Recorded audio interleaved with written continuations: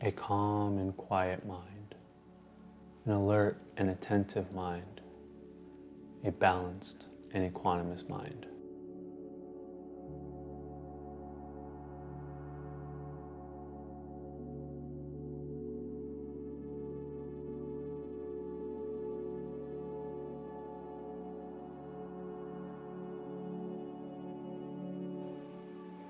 So,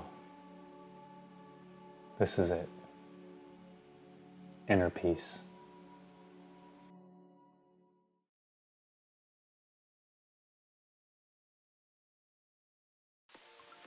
I really need to clear my head.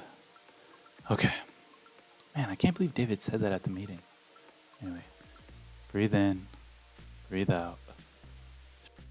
Should I thaw the chicken for tonight?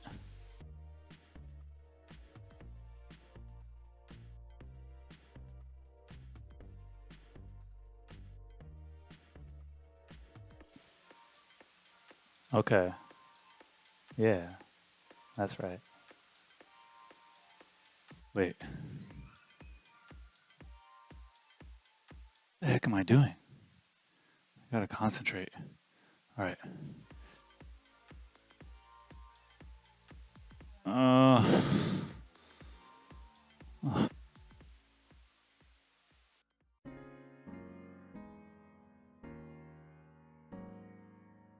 If you've ever tried to cultivate a meditation practice, you've seen firsthand how wild the monkey mind can be. Neuroscience research has shown that brain imaging methods such as EEG or fMRI can actually show differences in neural activity when the mind is concentrated versus when it's wandering. So I had a question. Could a computer be a silent observer of my meditation brainwaves?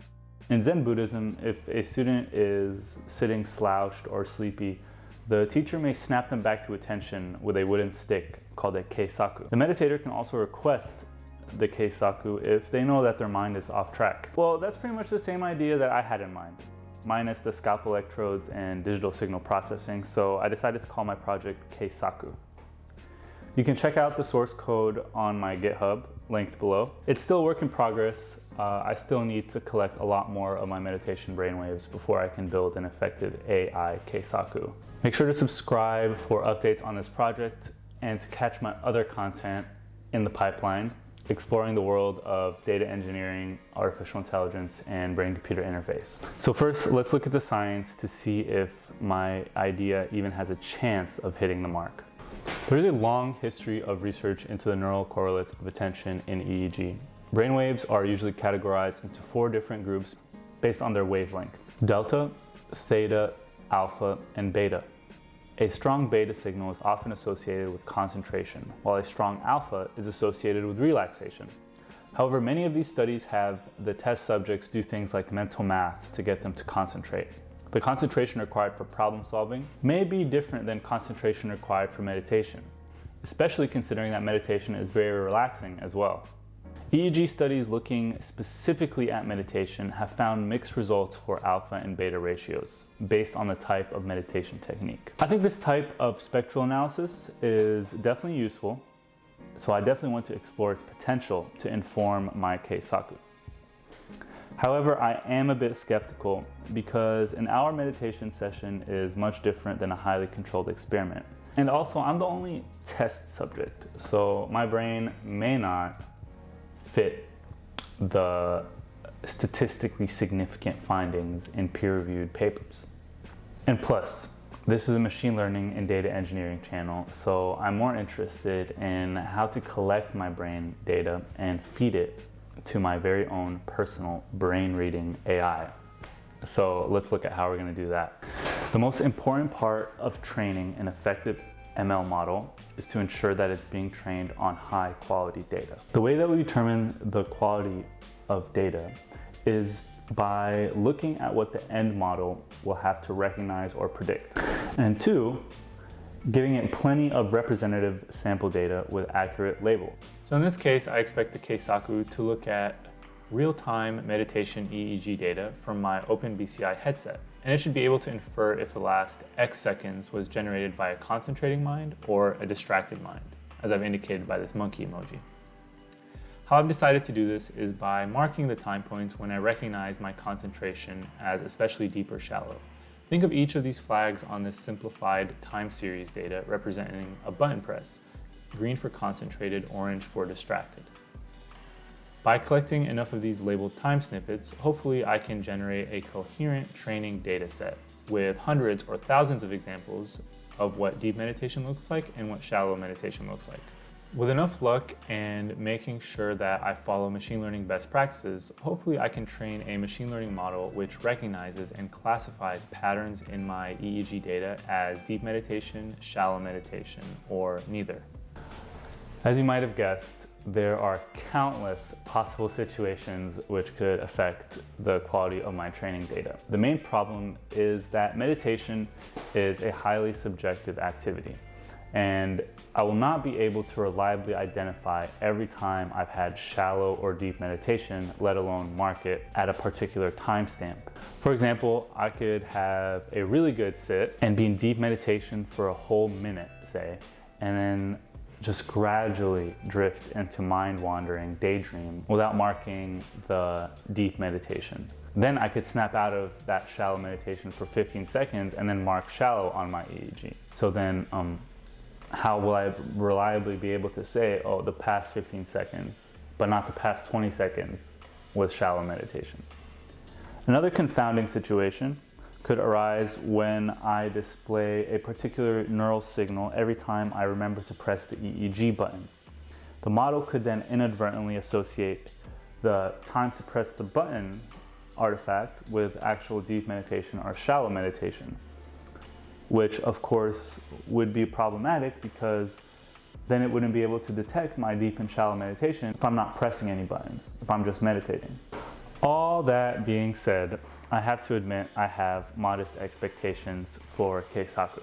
However, I do see the value in the exercise of collecting the data, analyzing it, and iterating on model training. There are many use cases for time series data, whether it's industrial Internet of Things, video understanding, or real-time Twitter trend analysis. The methods for recording, storing, and analyzing the data are in the end what I gain from this project, even if the AI model doesn't fast track me to enlightenment. For that, I may just have to meditate the old-fashioned way. Before playing with the data, though, I first have to set up my data collecting hardware. The OpenBCI EEG headset with daisy chain offers up to 16 channels or electrodes. But to keep it simple and minimize the electrode troubleshooting, I just used 8 electrodes. The one hardware addition I needed was a button press system that I could use to indicate the depth of my meditation. With a little bit of sleuthing and playing around with my Arduino Uno, I came up with a simple 2-button circuit, which I stuck into a breadboard and duct tape to my headset. The OpenBCI community was awesome in answering all my questions very quickly and very thoroughly, so a sincere thank you to you guys.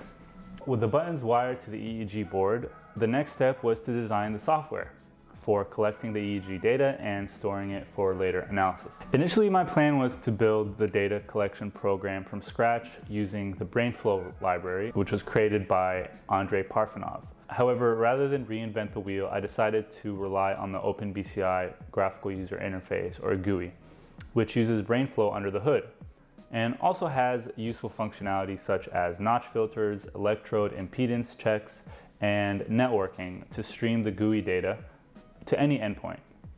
It even has a focus widget which uses spectral analysis along with a pre-trained classifier to determine if the subject is relaxing or concentrating. Because it's so similar to my goal with Keisaku, I decided to stream its predictions along with the raw time series and digital input from my buttons in UDP format from the GUI to a simple JavaScript UDP server, which parses and saves the data to a time-stamped CSV. Moreover, the GUI actually saves the raw data for each session to a CSV, so I decided to collect that data as well, in case it would be useful for offline processing. Equipped with some raw time series data as well as some filtered and projected time series data, the next step was to figure out how I could store the data in a way that I could easily visualize, analyze, and start training some machine learning on. By looking at the landscape of data platforms, I settled on Databricks because it seems to be a flexible, performant, and cloud agnostic platform that I could learn and get good at for the benefit of this Keisaku project as well as future projects that I have planned out. I previously dabbled with Databricks with a AWS backend, so I decided just to keep it simple and stick with that existing cluster usage. And so it was just then a matter of uploading my newly saved CSVs to an S3 bucket and connecting that S3 bucket with Databricks, where I could then look through and analyze the data independently. I've set up my brain to cloud pipeline. This is the seed of Keisaku. It's still a bit far from being a useful AI model. So what's next? How do I water this seed?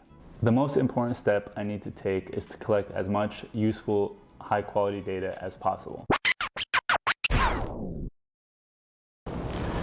Okay, so here's the deal. It took me way too long to edit and make that Keisaku video that you've just seen. So since I've started, I've actually been traveling around and I don't have my headset with me, so I'm not able to meditate regularly and collect more data for the Keisaku model. When I do get back to Seattle, I plan to be meditating more regularly and collecting data so I can continue to train the model and make it better.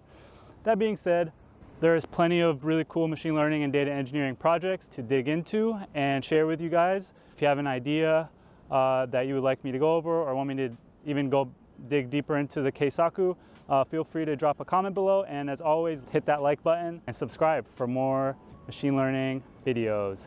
Peace out.